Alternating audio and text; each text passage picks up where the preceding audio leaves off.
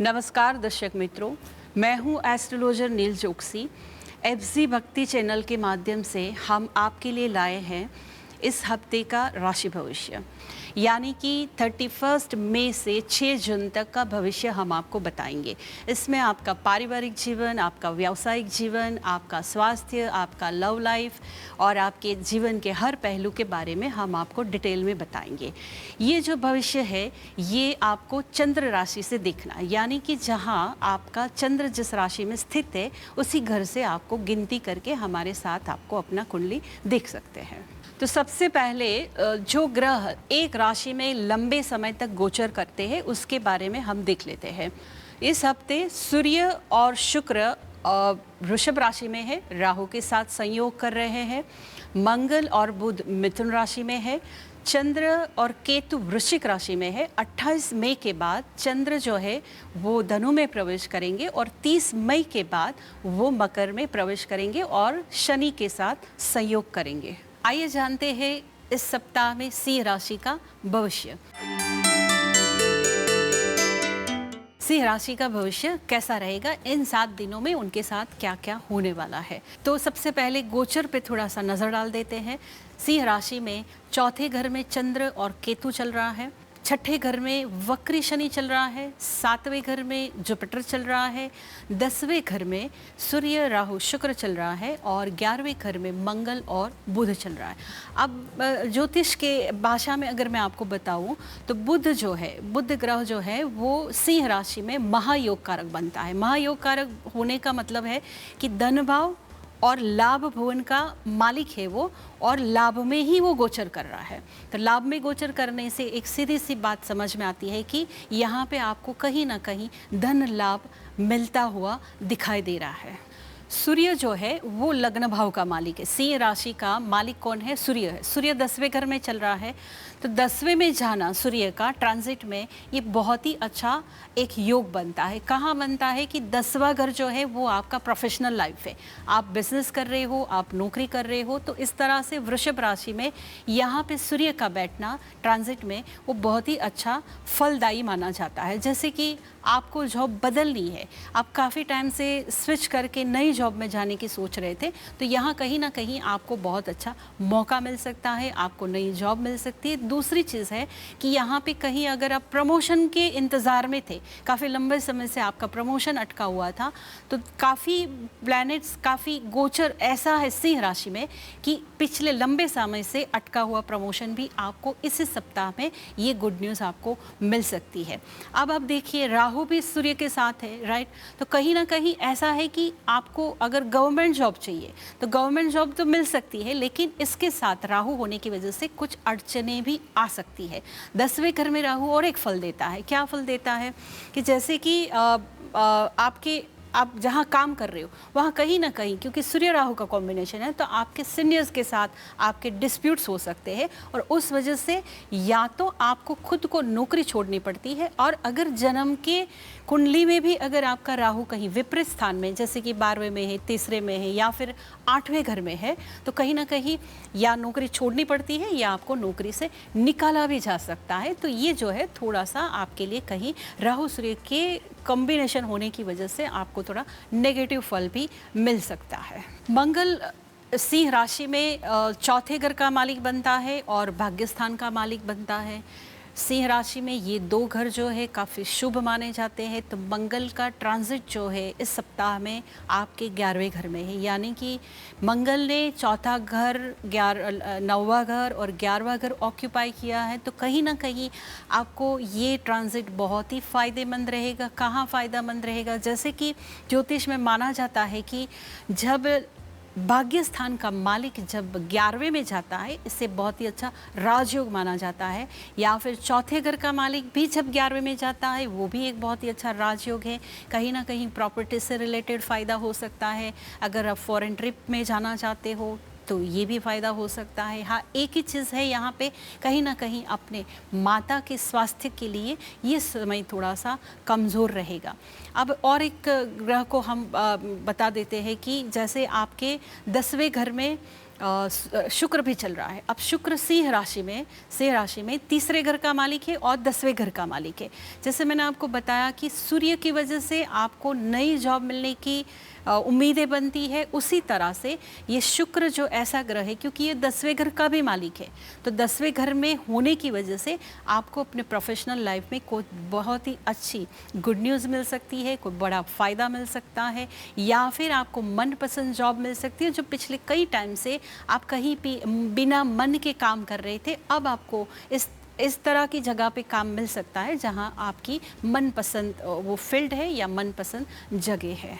सिंह राशि में चंद्र केतु चौथे घर में चल रहा है। देखिए, चंद्र वृश्चिक राशि का है, यानी कि नीच राशि का है, 12वें घर का मालिक है, तो कहीं ना कहीं उसका चौथे घर में बैठना, क्योंकि चौथे घर को ज्योतिष में बहुत ही शुभ घर माना जाता है, तो कहीं अगर विपरीत घरों का मालिक अगर चौथे घर में आके गोचर करता है तो कहीं ना कहीं थोड़ी सी दिक्कतें पैदा करता है, और साथ में केतु के होने की वजह से ये दिक्कतें और ज़्यादा बढ़ती है। कहाँ पे ये असर करेगा? आपके मन की शांति को, आपके मेंटल पीस को। अब चौथा घर ही हम मानते हैं कि अंतर मन का घर है, जैसे कि आपके एक दिल में एक सुकून होता है, पीस ऑफ माइंड होता है, तो यहाँ पे आपकी पीस ऑफ माइंड खो सकती है। अब जैसे मैंने आपको आगे भी बताया कि माता के स्वास्थ्य के लिए भी ये थोड़ा सा कमज़ोर समय है, तो चौथे घर में चंद्र और केतु का पड़ना अगेन माता के स्वास्थ्य के लिए ये जो ट्रांजिट है वो भी थोड़ा सा नेगेटिव जाता है, थोड़ा सा नकारात्मक फल देता है। छठे घर में शनि चल रहा है और 23 मई से ये शनि वक्री हो चुका है, तो वक्री शनि छठे घर में बिल्कुल भी अच्छा फल नहीं दे रहा है, क्योंकि शनि का जो दृष्टि है वो एक सबसे पहला, जिसके तीसरी दृष्टि जो बहुत ही विष भरी मानी जाती है, तो ये शनि की तीसरी दृष्टि 8वें घर पे जाने की वजह से इंसान की सोच जो है वो बहुत ही ज़्यादा नकारात्मक हो जाती है, और कहीं ना कहीं वो अपना आत्मविश्वास खो देता है, बिल्कुल पॉजिटिव नहीं रहता है, उसको लगता है कि मैं ये काम कर पाऊँगा, नहीं कर पाऊँगा, और कभी कभी थोड़े से सुसाइडल थॉट्स भी आने लगते हैं, क्योंकि ये शनि जो है वो अभी भी अप्रैल 2022 तक यहाँ पे रहेगा। उसकी एक दृष्टि जाएगी 12वें घर पे और एक दृष्टि जाएगी उसके तीसरे घर पे, तो कहीं ना कहीं आत्मविश्वास में कमी आ सकती है, नेगेटिव थिंकिंग बढ़ सकती है, तो यहाँ पे ये शनि थोड़ा सा आपको नकारात्मक फल दे रहा है। सिंह राशि में गुरु 7वें घर से गोचर कर रहा है। शनि जो है वक्री हो चुका है और वो छठे घर में गोचर कर रहा है। शनि मकर में अपनी ही राशि में है, बट वो 7वें घर का भी मालिक है, तो कहीं ना कहीं यहाँ पे सिंह राशि के जातकों को दाम्पत्य जीवन में खटराग आने की संभावना है, और जिनकी साढ़े या फिर डैया चल रही है उनको तो खास संभालने की ज़रूरत है, क्योंकि सप्तमेश खुद अपने घर से 12वें में गया हुआ है, वक्री हो चुका है, तो कोई भी अगर शादीशुदा जोड़ा है, अगर उनको लंबे समय से शादीशुदा लाइफ में प्रॉब्लम है तो इस समय वो बहुत ही ज़्यादा बढ़ सकती है। बट गुरु जो है कहीं ना कहीं कोई भी एक पार्टनर जो है थोड़ा सा कॉम्प्रोमाइज़ कर ले गुरु 7वें में होने की वजह से, तो ये जो समय है पूरा 1 साल अभी बचा है शनि के ट्रांजिट का, थोड़ा सा कॉम्प्रोमाइज़ करे तो थोड़ी सी शांति भी मिल सकती है। देखा हमने सूर्य के सिंह राशि का पूरा साप्ताहिक भविष्य। कुछ चीज़ें बहुत ही अच्छी है, कुछ चीज़ें कहीं थोड़ी सी चिंताजनक भी हैं, लेकिन हमारे पास इन्हीं चीज़ों के लिए उपाय भी है, तो आइए हम कुछ उपाय बताते हैं। सबसे पहले आप जान लीजिए आपके लिए इस सप्ताह में लकी कलर कौन से हैं। तो रेड कलर, वैसे भी सिंह राशि है तो लाल कलर हमेशा पसंदीदा रहता है, तो आपके लिए रेड कलर बहुत ही शुभ रहेगा इस समय में। आपके लकी नंबर्स है 1 और 3 नंबर जो जुपिटर का नंबर है, और 1 नंबर जो है सूर्य का नंबर है, तो कहीं भी आपके महत्व के कार्य है उसमें आप इन 2 नंबरों का ज़्यादा से ज़्यादा इस्तेमाल कीजिए।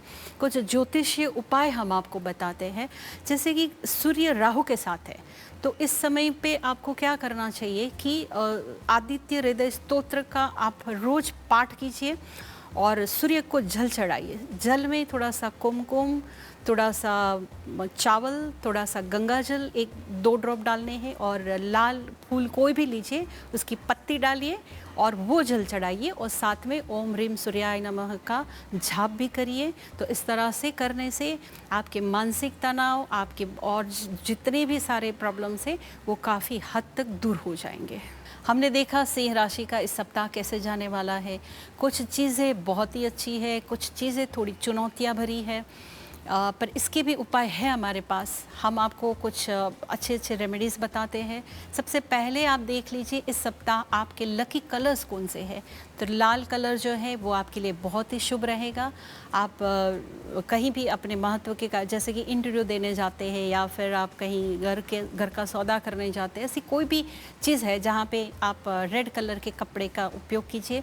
अगर आप पूरे लाल कलर के कपड़े पसंद नहीं करते हैं तो रेड कलर का साटिन का छोटा सा टुकड़ा आप अपने साथ भी ले सकते हैं, या फिर हाथ पे रेड कलर का धागा भी आप बांध सकते हैं। तो इस तरह से आप इस रेमेडी को उपयोग में ला सकते हैं।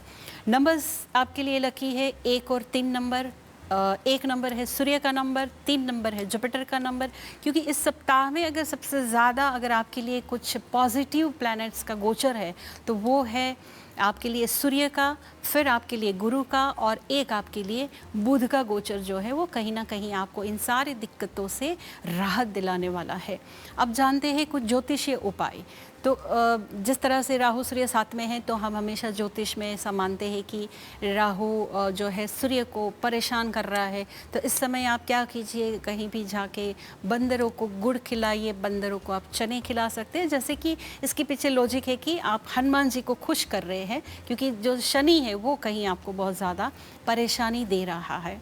दूसरी रेमेडी है, आप आदित्य हृदय स्तोत्र का पाठ कीजिए, और हो सके तो जैसे ही पूर्ण सूर्योदय होता है तो उसी टाइम पे कीजिए। और अगर आप बहुत ज़्यादा ये सब मेंटेन नहीं कर पा रहे हैं तो आप 12 बजे से पहले कीजिए, और सूर्य को जल चढ़ाइए। जल में थोड़ा सा कुमकुम, 7-8 दाने आप चावल के, अक्षत चावल होने चाहिए, चावल के डालिए। 2-4 बूंद आप गंगा जल की डालिए, और कोई भी प्रकार के लाल कलर के फूल आप डालिए। जसवंत हो तो सबसे अच्छा है, नहीं तो आप गुलाब की पंखुड़ियाँ भी डाल सकते हैं। और रोज़ सूर्य को जल चढ़ाइए, तांबे के लोटे में जल लीजिए, और साथ साथ में आप मंत्र बोलते जाइए, ओम ह्रीम सूर्याय नमः, ओम ह्रीम सूर्याय नमः। और जो जल नीचे गिरता है उसको आप लेके अपनी आँखों पे और अपने फोरहेड पे लगाइए। तो इस तरह से ये सारे उपाय करने से जितनी भी चुनौतियाँ हैं, जितने भी नेगेटिव इफ़ेक्ट है प्लैनेट्स के, वो सारे के सारे आपको राहत में बदल जाएंगे। दर्शकों, ज्योतिष शास्त्र एक ऐसा शास्त्र है जिसको हम बोलते हैं कि ये एक पूरा समंदर है। अगर आप इसको सही मायने में समझते हैं तो इसका आप पूरा लाभ उठा सकते हैं और अपनी ज़िंदगी को बदल सकते हैं। हम आपको जो भी शास्त्रोक्त उपाय बताते हैं, अगर आप इसको अपने जीवन का नियमित हिस्सा बना लेते हैं तो आपकी कुंडली में जो भी बुरे ग्रह है उसका आप पूरा आप उसको नष्ट कर सकते हैं। कम से कम उसका जो बुरा प्रभाव है उसको कम तो ज़रूर कर सकते हैं। हम उम्मीद करते हैं कि हमारी दी हुई जानकारी आपको पसंद आई होगी। आप हमारे FZ भक्ति चैनल को लाइक, शेयर और सब्सक्राइब ज़रूर करें। हम आपके सभी के मंगल की कामना करते हैं। आप हमेशा खुश रहें, स्वस्थ रहें, सुरक्षित रहें। जय माता दी।